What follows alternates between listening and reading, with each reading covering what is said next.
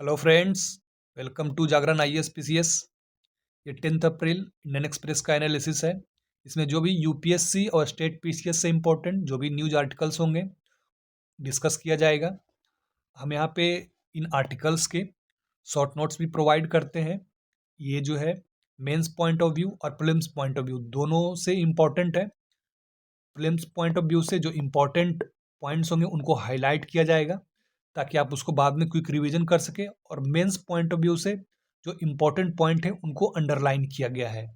सो इसको आप रिवाइज भी कर सकते हैं। चलिए शुरू करते हैं फर्स्ट न्यूज आर्टिकल के साथ, जो कि एडिटोरियल पेज से लिया गया है। ये इंडिया के foreign secretary, farmer foreign secretary जो 2004 से 6 के बीच में रहे हैं, श्याम सरन, उनके द्वारा लिखा गया है। इस एडिटोरियल में मेनली उन्होंने ये बताया है कि जो वेस्ट एशिया का सिक्योरिटी आर्किटेक्चर था यूएस लेड, वो कहीं ना कहीं कमज़ोर होता हुआ दिखाई दे रहा है। और जो दूसरे पावर से बड़े पावर्स वो यूएसए के अगेंस्ट जो है उभरते हुए दिखाई दे रहे हैं। इस बीच इंडिया का क्या स्ट्रैटेजी होना चाहिए, इंडिया कैसे इजराइल और ईरान के बीच जो रिलेशनशिप है उसको बैलेंस करे, इसी पे ये पूरा आर्टिकल बेस्ड है। तो चलिए इसको डिटेल से देखते हैं। ये वॉर जो है अभी सीज फायर हुआ है, बट ये कितने दिनों तक चलेगा, इसका क्या रिजल्ट होगा, अभी नेगोशिएशन और आने वाले समय से ही पता चलेगा। अभी जो वॉर हुआ 40 डेज का, उसमें ऐसा दिखाई दे रहा है कि ईरान को बहुत लॉसेस हुए हैं, बट कौन पूरी तरह से विक्टोरियस रहा, कौन लूजर रहा, ये कहना अभी मुश्किल है। ये जो है एक्सपर्ट लोग इसको एनालाइज करेंगे, और ये कंट्रीज जो है, ये ईरान, यूएसए, इजराइल, ये अपने डोमेस्टिक ऑडियंस के लिए खुद को विक्टोरियस बताएंगे। तो ये जो है एनालिसिस का पार्ट है।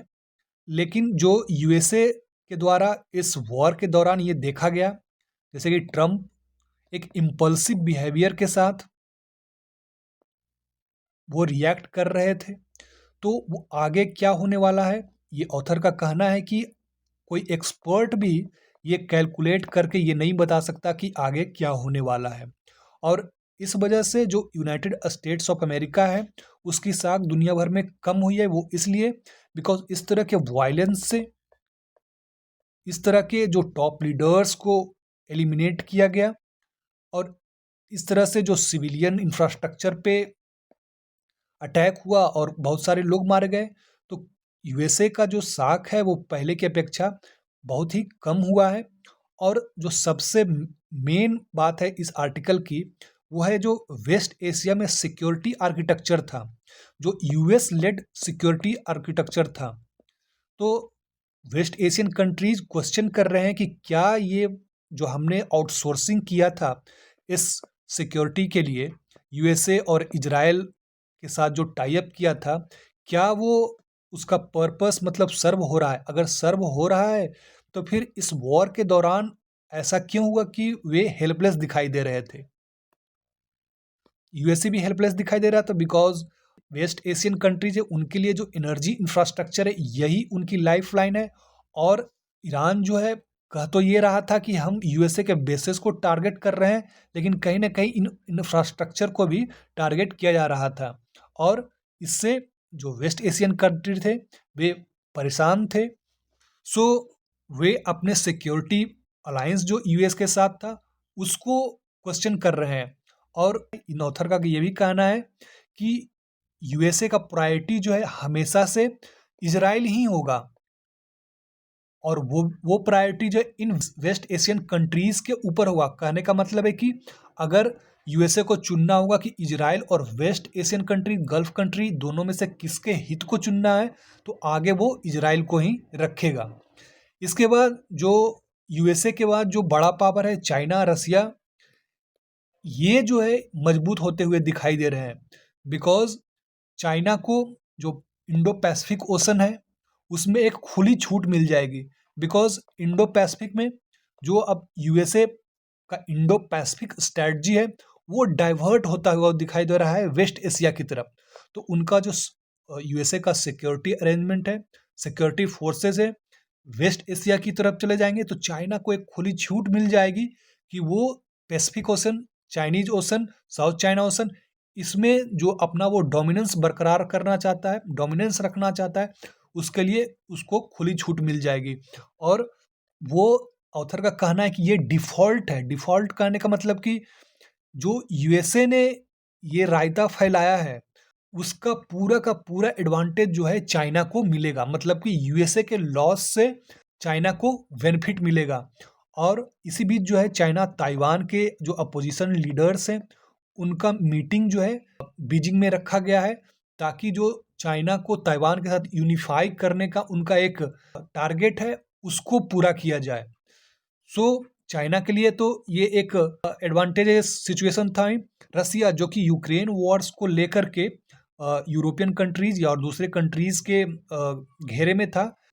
रसिया के द्वारा एक अग्रेशन किया जा रहा है, रसिया एक अग्रेसर है, रसिया पे कई सैंक्शंस लगाए गए थे।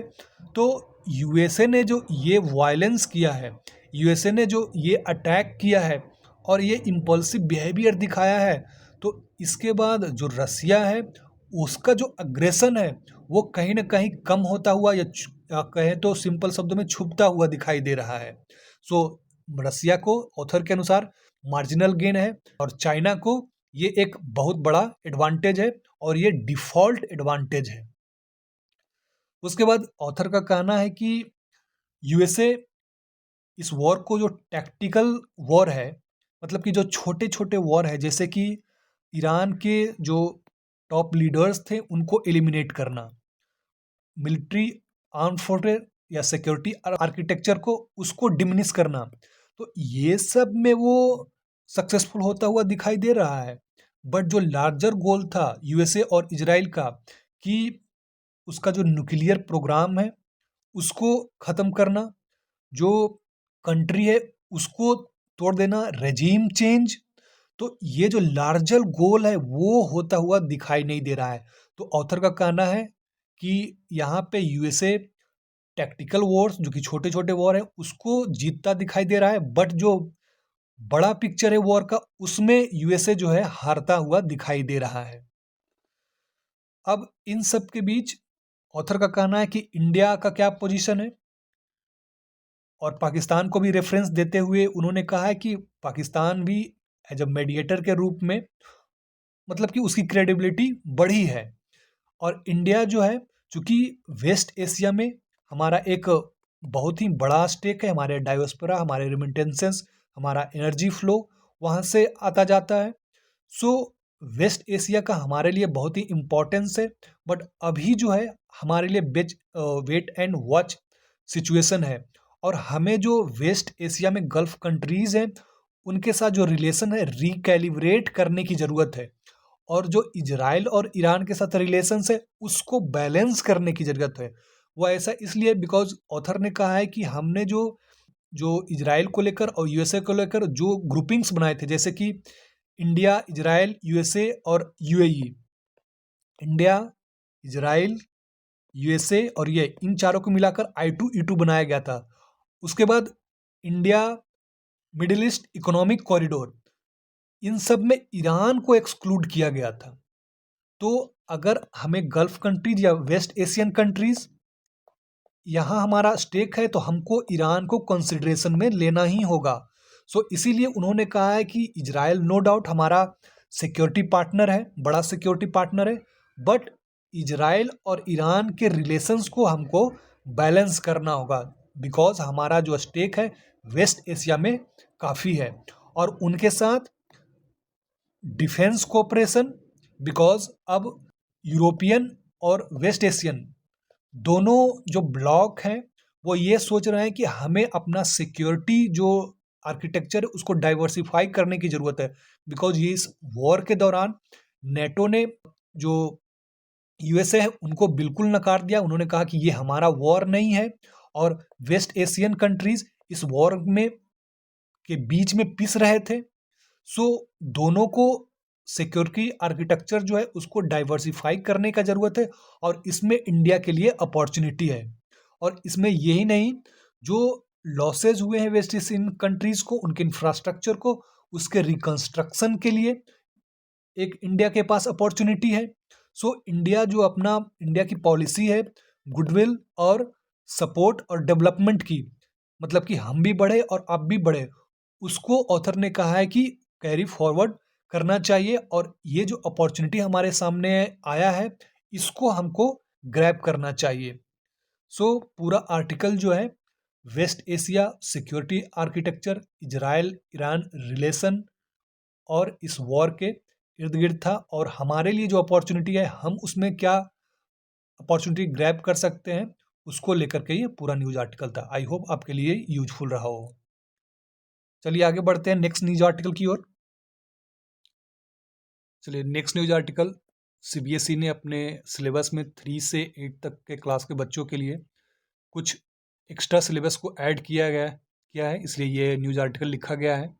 इस न्यूज आर्टिकल में इन्होंने बताया है कि सीबीएसई ने जो क्रिटिकल थिंकिंग और एआई से रिलेटेड नए सिलेबस को ऐड किया है, ये जो हमारे एजुकेशन में ग्राउंड लेवल पर इश्यूज हैं उसको रिजॉल्व नहीं करता है, और इन बच्चों के लिए ये सिलेबस जो है, जो कि पहले से ही सिलेबस के बर्डन से दबे हुए रहते हैं, इनके लिए काफ़ी ज़्यादा है।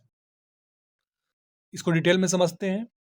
सीबीएसई ने एआई इकोसिस्टम को इंडिया में मजबूत करने के लिए गवर्नमेंट ने सीबीएसई ने कंप्यूटेशनल थिंकिंग और एआई का बेसिक लेवल, ये क्लास 3 से 8 तक के बच्चों के लिए इससे रिलेटेड सिलेबस को ऐड किया है।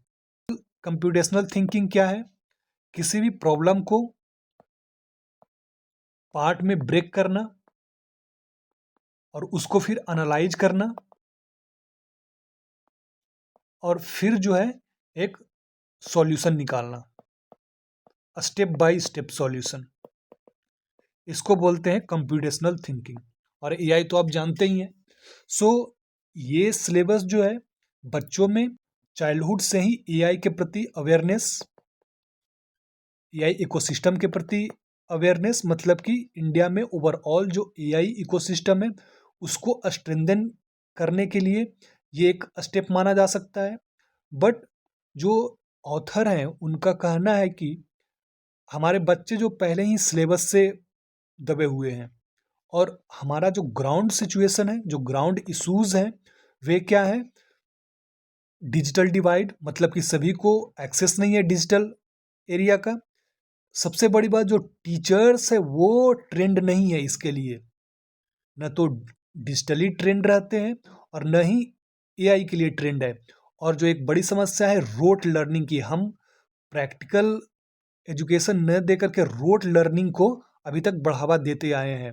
सो उनका कहना है कि जो ये सब ग्राउंड इश्यूज हैं, और जबकि बच्चे एआई को ऑलरेडी यूज कर रहे हैं, तो हमारा जो प्रायोरिटी होना चाहिए वो एआई सेफ्टी को लेकर के होना चाहिए कि हमको एआई को कैसे सेफली यूज करना चाहिए, हमें अपने प्राइवेसी को कैसे मेंटेन रखना चाहिए। तो इसके प्रति ऑथर का कहना है कि अवेयरनेस को बढ़ाने के लिए अगर आप कोई कुछ ऐड करना चाहते हैं तो वो प्रायोरिटी होनी चाहिए।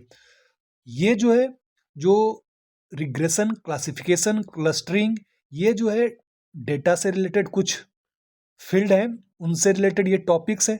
तो ये जो है अंडर ग्रेजुएट और ग्रेजुएट उन स्टूडेंट के लिए भी ये जो है भारी भरकम चीज़ है। तो ये बच्चे तो 3 to 8 क्लास के ही हैं।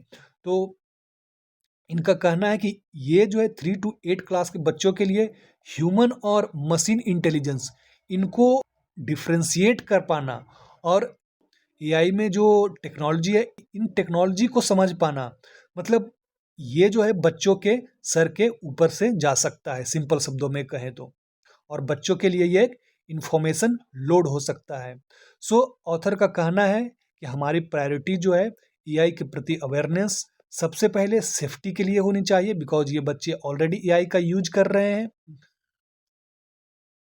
बट अब अगर आप गवर्नमेंट के पर्सपेक्टिव से देखें तो एआई जो है हमारे लाइफ के हर एस्पेक्ट में घुसा हुआ है।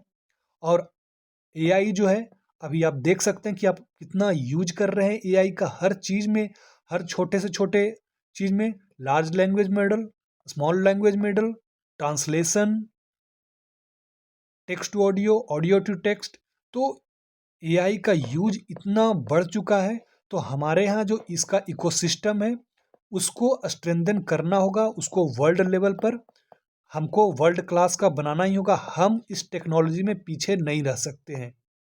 सो गवर्नमेंट का ये स्टेप भी इम्पोर्टेंट है कि बच्चों को शुरू से ही एआई के लिए ट्रेन किया जाए।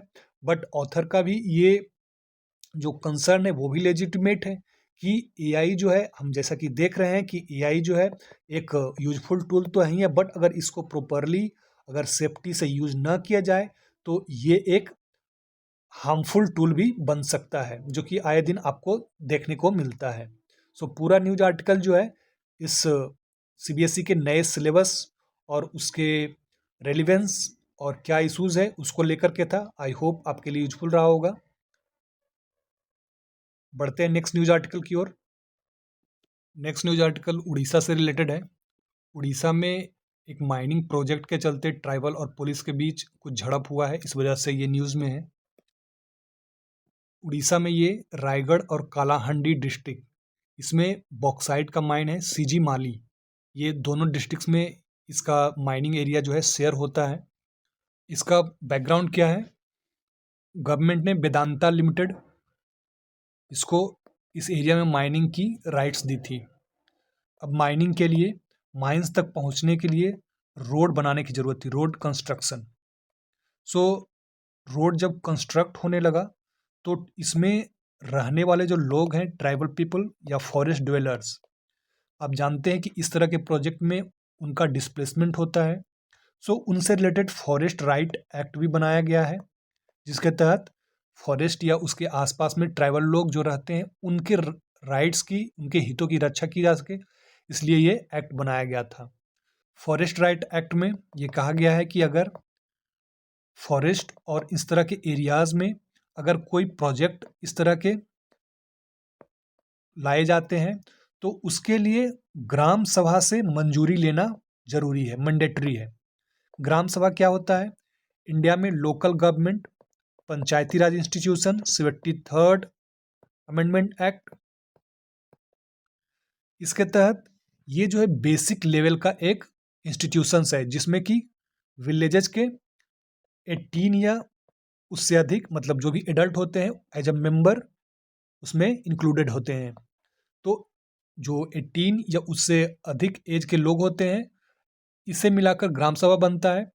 और जब भी इस तरह का कोई प्रोजेक्ट लाया जाता है तो उसकी मंजूरी जो है गवर्नमेंट जो स्टेट लेवल पर है उसने तो देना ही है, ग्राम सभा, ये इंपॉर्टेंट हो जाता है, ग्राम सभा की मंजूरी होनी जरूरी है। सो इन ट्राइबल लोगों का कहना है, मतलब कि अब कॉन्फ्लिक्ट कहाँ हो रहा है, ये ट्राइबल लोग कह रहे हैं कि ये जो हमसे लिया गया है वो मंजूरी ग्राम सभा से लिया गया है, वो फ्रॉडलेंट तरीके से लिया गया है, मतलब कि इसमें कुछ धोखाधड़ी की गई है। ऑब्वियसली ये जो लोग हैं इनको डिस्प्लेस किया जाएगा, डिस्प्लेस होंगे। सो ये बहुत सालों से वहाँ पे रह रहे हैं तो ये आवाज़ उठाएंगे ही। सो इनके लाइवलीहुड पे मतलब आ पड़ी है। इसी बीच पुलिस और इन ट्राइबल पीपल्स के बीच झड़प हुआ है, इसी वजह से ये न्यूज़ में है। सो इस न्यूज़ से रिलेटेड जो इम्पोर्टेंट आर्टिकल्स हैं, इस न्यूज़ से रिलेटेड जो इम्पोर्टेंट पॉइंट्स हैं, ये सीजी माली, ये बॉक्साइट माइन उड़ीसा में है। बॉक्साइट एल्युमिनियम का एक और है, एल्युमिनियम के और भी और है, बट कॉमर्शियली बॉक्साइट से ही एल्युमिनियम निकाला जाता है, जैसे cryolite, feldspar.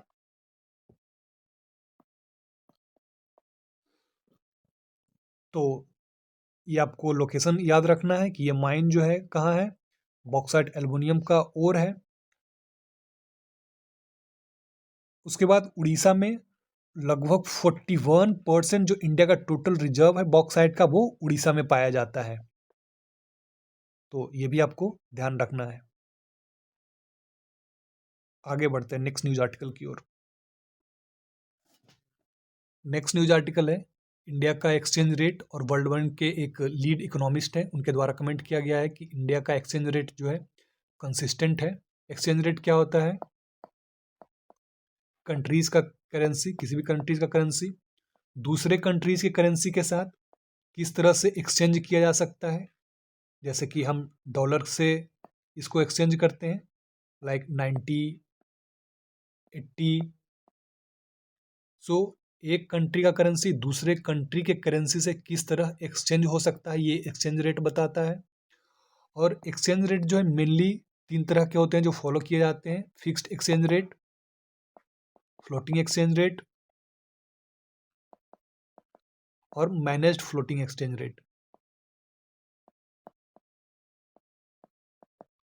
Fixed exchange rate में क्या होता है, एक्सचेंज रेट को जो आरबीआई है, जो सेंट्रल बैंक है, वो फिक्स कर देती है। इसमें क्या होता है कि कंटिन्यूअसली आरबीआई को फॉरेक्स रिजर्व की ज़रूरत होती है इसको मेंटेन करने के लिए, बिकॉज ये फ्रीक्वेंटली इसमें मनी जो है सप्लाई करने की ज़रूरत होती है। जो फ्लोटिंग एक्सचेंज रेट होता है उसमें क्या होता है, एक्सचेंज रेट को मार्केट पे छोड़ दिया जाता है। मतलब जिस तरह से करेंसी का सप्लाई और डिमांड होता है उस हिसाब से एक्सचेंज रेट आगे बढ़ता घटता रहता है। मतलब कि पूरा का पूरा मार्केट फोर्सेस डिसाइड करती है। तीसरा जो मैनेज्ड फ्लोटिंग एक्सचेंज रेट है उसमें क्या होता है, एक एक्सचेंज रेट को जो है पहले तो मार्केट के सहारे छोड़ दिया जाता है और उसको फ्लोट करने दिया जाता है। मान लिया कि ये पॉइंट है और इसके इधर और इधर एक्सचेंज रेट जो है फ्लोट कर रहा है। उसके बाद अगर जरूरत पड़ती है तो सेंट्रल बैंक, मान लिया जाए ये जितना टारगेट रखती है उससे अगर आगे चला गया, अगर जरूरत पड़ती है तो रिजर्व बैंक जो है या सेंट्रल बैंक जो है उसको फिर से एक पॉइंट पर ले आती है। मतलब कि उसको पहले फ्लोट करने दिया जाता है मार्केट फोर्सेस के द्वारा और फिर उसको जो है टारगेटेड वे में उसको फिक्स किया जाता है। सो इसलिए इसको मैनेज फ्लोटिंग कहा जाता है। इंडिया जो है थर्ड ये जो मैनेज फ्लोटिंग है इस एक्सचेंज रेट को अपनाता है, बिकॉज जो फर्स्ट है फिक्स्ड एक्सचेंज रेट उसमें रेगुलर फॉरेन फॉरेक्स रिजर्व की ज़रूरत पड़ती है और जो मैनेज्ड जो फ्लोटिंग एक्सचेंज रेट है उसमें पूरा का पूरा मार्केट पे डिपेंडेंट होता है। तो अगर मार्केट पे डिपेंडेंट है तो आप एक्सटर्नल फोर्सेस पे पूरी तरह से डिपेंडेंट है और वो कभी भी करेंसी जो है क्रैश हो सकता है। सो इंडिया जो है दोनों के बीच का जो तरीका है मैनेज फ्लोटिंग उसको फॉलो करता है। Next news article, 15th finance commission और उससे पहले के जो फाइनेंस कमीशन थे 14th 13th, इनके द्वारा कंसिक्यूटिवली मतलब कि रूरल फंड को लगातार उसमें बढ़ोतरी हुई है। सो ये न्यूज़ में है। Finance commission article 280 Indian constitution का आर्टिकल 280, जिसमें ये प्रावधान है कि फाइनेंस कमीशन जो है सेंट्रल जो पूल ऑफ टैक्सेस होता है उसमें से स्टेट और लोकल बॉडीज उनके फंड के एलोकेशन के लिए रिकमेंड करती है। और उसके उसमें एक प्रावधान ये है कि फाइनेंस कमीशन को जो कंसोलिडेटेड फंड ऑफ स्टेट होता है उसमें ये रिकमेंड करना होता है कि वो कैसे मेजर्स को अपनाए ताकि जो पंचायत है उसके लेवल पर जो फाइनेंसेस है उसके लेवल पर जो फंड है उसको वो स्ट्रेंथन हो। इसलिए लिए फाइनेंस कमीशन को रिकमेंड देना होता है। कुल मिलाकर कहे तो पंचायत के फंड को स्ट्रेंथन करने के लिए फाइनेंस कमीशन रिकमेंड करती है और इसके लिए फंड अलोकेट किया जाता है। सो ये आर्टिकल 280 में है। जबकि आर्टिकल 243 इसमें पंचायत से रिलेटेड पावर्स जो है स्टेट गवर्नमेंट डिवोल्यूट करती है। मतलब कि आर्टिकल 243 के अंडर स्टेट गवर्नमेंट जो है पंचायत को पावर्स देती है। आर्टिकल 243H और आई इनमें जो है पंचायत से रिलेटेड जो फाइनेंस है उससे रिलेटेड प्रावधान है। ये जब एक बार एलोकेट हो जाता है तो अब कौन से एरिया को कितना फंड मिलेगा, मतलब कि जो हॉरिजॉन्टल डिस्ट्रीब्यूशन होता है वो पॉपुलेशन और एरिया के बेसिस पे होता है। मतलब जिसका पॉपुलेशन और एरिया ज़्यादा है उनको ज़्यादा फंड मिलता है। और ये सारा जो है व्यवस्था फिजिकल डिसेंट्रलाइजेशन, मतलब कि लोकल लेवल पर जो फंड है वो अप्रोप्रिएट तरीके से प्रॉपर तरीके से लोकल लेवल तक पहुंच सके, इसलिए ये फिजिकल डिसेंट्रलाइजेशन किया जाता है। सो आपको ये आर्टिकल दोनों ये आर्टिकल याद रखना है। Next next news article Andaman and Nicobar island से रिलेटेड है। ये मैप से रिलेटेड है। ग्रेट निकोबार आइलैंड, यहाँ पे इंफ्रास्ट्रक्चर प्रोजेक्ट को बूस्ट किया जा रहा है। लगभग 81,000 करोड़ के प्रोजेक्ट को लाया गया है। उसमें airport, port, greenfield city, tourism, logistics, because ये एक पोर्ट हो सकता है। सो इसको उस तरह से डेवलप करने के लिए ये सब प्रोजेक्ट लाया गया है। एक स्ट्रेटजिक और इकोनॉमिक हब, अगर ओवरऑल बोले तो एक स्ट्रेटजिक और इकोनॉमिक हब बनाने के लिए ये प्रोजेक्ट लाया गया है, जिसमें कि airport, port, defence corridor, tourism से रिलेटेड इंफ्रास्ट्रक्चर, ये सब डेवलप किए जाएंगे। सो इसका लोकेशन इम्पोर्टेंट हो जाता है। ग्रेट निकोबार आइलैंड्स के अगल बगल जो एरियाज़ हैं वो इम्पोर्टेंट हो जाते हैं। तो आपको ध्यान रखना है, ये इंदिरा पॉइंट है जो सबसे लास्ट में साउथ पॉइंट है इंडिया का, और ये लगभग 6 डिग्री एल्टीट्यूड पे ये बेस्ड है। इसके नीचे जो है इक्वेटर है। सो अगर आपसे मैप से रिलेटेड क्वेश्चन पूछा जा सकता है कि जस्ट एबव जो है, इक्वेटर के जस्ट एबव इंडिया का साउदर्न मोस्ट पॉइंट है। इसके बाद ये कैंपबेल बे,